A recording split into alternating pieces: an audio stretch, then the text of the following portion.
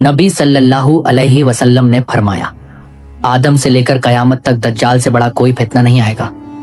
पहला सवाल, दज्जाल इस वक्त कहाँ रहता है? वो एक जजीरे में रहता है जिसका इल्म सिर्फ अल्लाह को है। इब्न हिब्बान ने कहा है कि वो बहरीन के इलाके में एक जजीरे पर है। दूसरा सवाल, दज्जाल निकलने के बाद कितने दिन जिंदा रहेगा? 40 दिन। तीसरा सवाल, इन दिनों में सबसे लंबा दिन कौन सा होगा? पहला दिन 1 साल के बराबर होगा, दूसरा दिन 1 महीने के बराबर, तीसरा दिन 1 हफ्ते के बराबर और बाकी दिन हमारे आम दिनों जैसे होंगे। चौथा सवाल, दज्जाल के साथ क्या होगा? उसके साथ जन्नत और जहन्नम होंगी या 2 नहरें होंगी, एक ठंडे पानी की और एक खौलते हुए पानी की। पांचवा सवाल, क्या दज्जाल की जन्नत और जहन्नम हकीकी होंगी? नहीं, बल्कि उसकी जन्नत दरअसल जहन्नम होगी और उसकी जहन्नम दरअसल जन्नत होगी। छठा सवाल, जमीन पर दज्जाल की रफ्तार कैसी होगी? वो बहुत तेज रफ्तार से चलेगा, जैसे हवा के साथ चलने वाला बादल। नबी सल्लल्लाहु अलैहि वसल्लम ने फरमाया कि उसकी रफ्तार ऐसी होगी जैसे बारिश जिसे हवा पीछे से धकेल रही हो। सातवां सवाल, वो कौन सी जगह है जहां दज्जाल दाखिल नहीं हो सकेगा? 4 जगह, मक्का, मदीना, बैतुल मुकद्दस और जबल एतूर। आठवां सवाल, दज्जाल कितने लोगों को कत्ल करेगा? वो सिर्फ एक नौजवान को कत्ल करेगा और वो नौजवान अल्लाह के नजदीक सबसे अफजल शहीद होगा। 9वां सवाल, दज्जाल की शक्ल कैसी होगी? वो काना होगा, यानी एक ही आंख से देखेगा और उसकी दोनों आंखों के दरमियान काफिर लिखा होगा।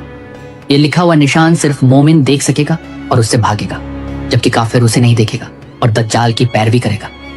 10वां सवाल, दज्जाल को कौन कत्ल करेगा? अल्लाह के नबी ईसा बिन मरियम अलैहिस्सलाम। 11वां सवाल, क्या दज्जाल से बड़ा कोई और फितना होगा? नहीं, नबी सल्लल्लाहु अलैहि वसल्लम ने फरमाया, आदम से कयामत तक दज्जाल से बड़ा कोई मामला नहीं। 12वां सवाल, क्या कोई दज्जाल की पैरवी करेगा? हाँ, अस्फहान के 70,000 यहूदी उसकी पैरवी करेंगे। अस्फहान आजकल ईरान में है और ज्यादातर औरतें भी उसके पीछे चल पड़ेंगी। यहाँ तक कि आदमी अपने घर की औरतों को बांध कर रखेगा ताकि वो दज्जाल के साथ न निकल जाए। और कुछ लोग लोगों को खबरदार करने के लिए दज्जाल के पास जाएंगे, मगर दज्जाल की बात सुनकर खुद उसके पैरोकार बन जाएंगे और इस्लाम छोड़ देंगे। इसीलिए रसूलुल्लाह सल्लल्लाहु अलैहि वसल्लम ने हमें हुक्म दिया कि हम दज्जाल से दूर भागें। 13वां सवाल, मैं दज्जाल के फितने से कैसे बचूं? सूरतु अल कहफ की पहली 10 आयत याद करो और हर नमाज में सलाम से पहले दज्जाल के फितने से अल्लाह की पनाह मांगो।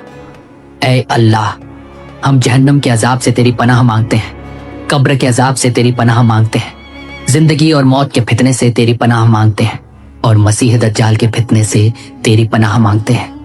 अगर तुमने पढ़ लिया हो तो अल्लाह को याद करो और नबी रहमत सल्लल्लाहु अलैहि वसल्लम पर दुरूद भी भेजो।